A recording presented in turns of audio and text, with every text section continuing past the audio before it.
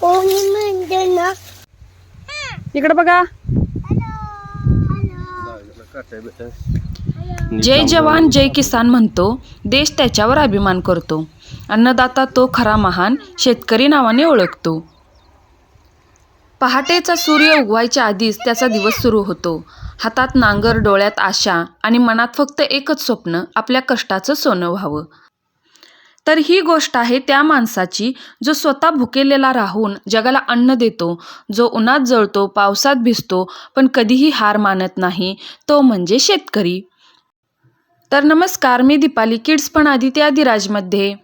तर आजचा पूर्ण दिवस शेतामध्ये घालवायचा आहे आणि आदिती आदिराजला सुद्धा शेतीविषयी माहिती व्हावी, शेतातील पिकांची ओळख व्हावी, यासाठी सुद्धा अधूनमधून त्यांना शेतामध्ये घेऊन येतो.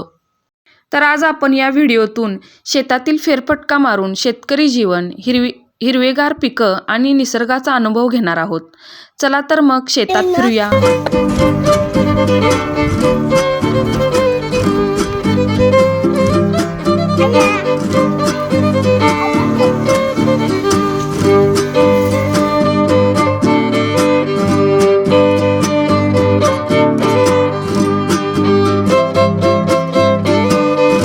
तर हा शेतातला ऊस आता तोडणीसाठी आलेला आहे. थोड्या दिवसातच याची तोडणी केली जाईल. तोडणीसाठी तयार झालेला आहे आणि शेतातलं घरसुद्धा नीट व्यवस्थित करून घेतलेलं आहे. तर शहराच्या गोंगाटापासून दूर हिरव्यागार शेताच्या रस्त्याच्या कडेलाच आमचं छोटंसं घर आहे. घराभोवती ऊस आहे, शेतामध्ये ऊस लावलेला आहे आणि घरासमोर मोठं अंगण आहे. अंगणात तुळशीचं वृंदावनसुद्धा आहे. शेतातल्या या जुन्या घरालाच खूप वर्षानंतर नवीन रूप दिलेलं आहे आणि त्यामुळे घरच्या घरी महालक्ष्मीची पूजा केली आणि येथे छोटीशी चूल मांडून दूध ओतू घालण्यासाठी ठेवलेलं आहे. चला.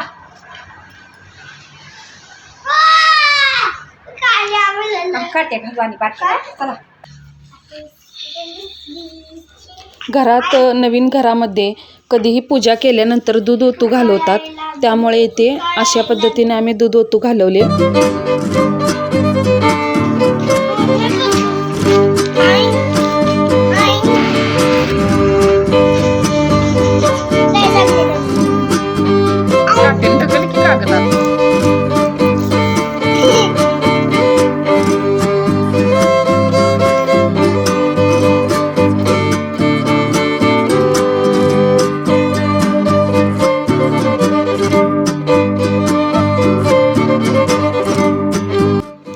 शेतातलं घर छोटं असलं, साधं असलं तरी तिथे आनंद, शांतता आणि निसर्गाच्या सौंदर्याने भरलेलं असतं. म्हणून शेतातली ही घरं खूप छान वाटतात. इतर मोठ्या बंगल्यांपेक्षा शेतातली घरं मध्ये राहण्याचा आनंद वेगळाच असतो.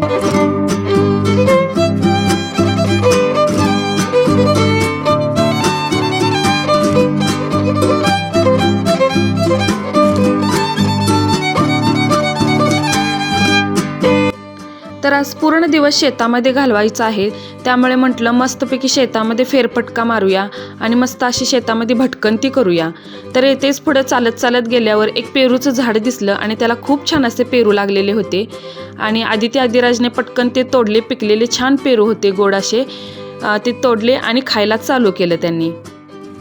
तर ही अशी शेतातली नैसर्गिक फळं तोडून खाण्याची मजा वेगळीच असते आणि हा आनंद विकत कुठेच मिळणार नाही. तर आदिती आदिराजला ना इथे पेरू तोडून खाण्यासाठी खूप मजा येत होती.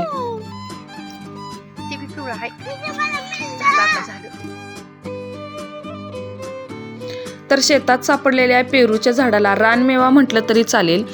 शेतातील फेरफटक्यादरम्यान तुम्हाला निसर्गाचा सुंदर अनुभव मिळतो आणि रानमेव्याचा असा शेतातल्या फळांचा सुगंध मनाला वेगळाच आनंद देतो. तर छान असे ताजे ताजे पेरू गोळा केले आणि थोडे पेरू खाल्ल्यानंतर पुढे गेलो आणि शेताच्या बांधांवर बोराची, छोट्या छोट्या बोरांची झाडे होती. छान असे मस्त त्याला बोरं लागलेली होती आणि ती बोरंसुद्धा थोडी ते आम्ही गोळा केली. तर या बोरांच्या झाडाला छोटी छोटी काटं असतात, त्यामुळे हे बोरं काढताना ना ती काटे लागत होते हाताला. त्यामुळे एक मोठी काठी घेतली आणि काठीने ही बोरं पाडली आम्ही इथे. तर शेतामध्ये किंवा जंगली ठिकाणी नैसर्गिकरित्या उगवलेल्या फळांना रानमेवा म्हणतात. तर ही झाडे काय आवर्जून लावलेली नसतात, तर ती बी पडून नैसर्गिकरित्या पावसाच्या पाण्याने उगवलेली असतात.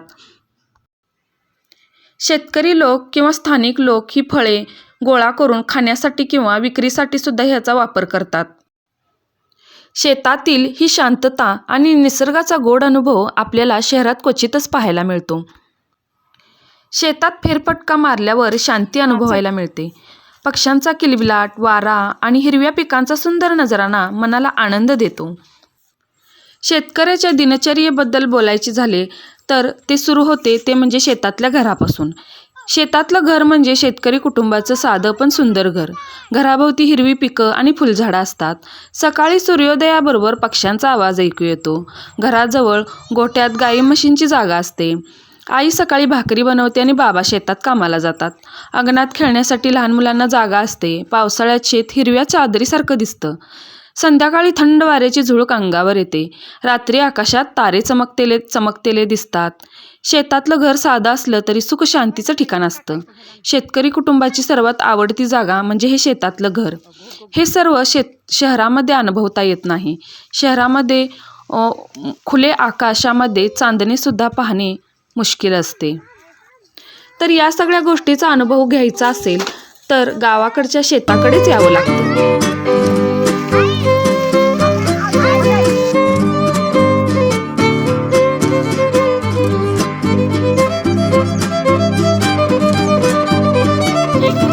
तर आजचा शेतातील फेरफटका आणि रानमेव्याचा अनुभव तुम्हाला आवडला असेल तर अशा अनेक व्हिडिओंबरोबर आपण पुन्हा भेटू.